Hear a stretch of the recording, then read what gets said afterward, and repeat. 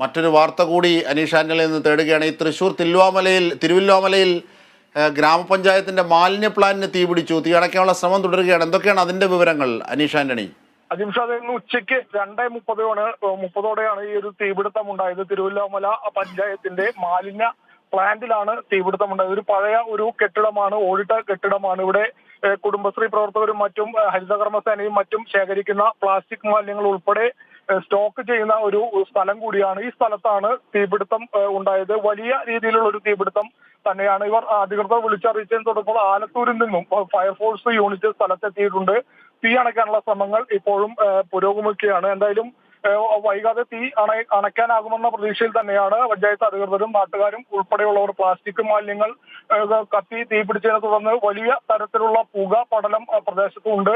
ഈ തിരുവല്ലാമല നഗരത്തിൽ നിന്ന് ഏകദേശം ഒരു 2.5 കിലോമീറ്റർ മാറിയാണ് ഈ പ്ലാസ്റ്റിക് മാലിന്യം സൂക്ഷിച്ചിട്ടുള്ള ഈ പഞ്ചായത്തിന്റെ തന്നെ മാലിന്യ പ്ലാന്റ് സ്ഥിതി ചെയ്യുന്നത്. എന്തായാലും തീപിടുത്തം ഇപ്പോൾ തുടരുകയാണ്. അണയ്ക്കാനുള്ള ശ്രമങ്ങൾ ഫയർഫോഴ്സിന്റെ ഭാഗത്തു നിന്ന് ഇപ്പോൾ നടത്തി വരികയാണ്. അജിംഷ. ശരി, അനീഷ് ആന്റണിയാണ് വിവിധ വിഷയങ്ങളിൽ ദൃശ്യങ്ങൾക്കൊപ്പം വിവരങ്ങൾ നൽകിയത്.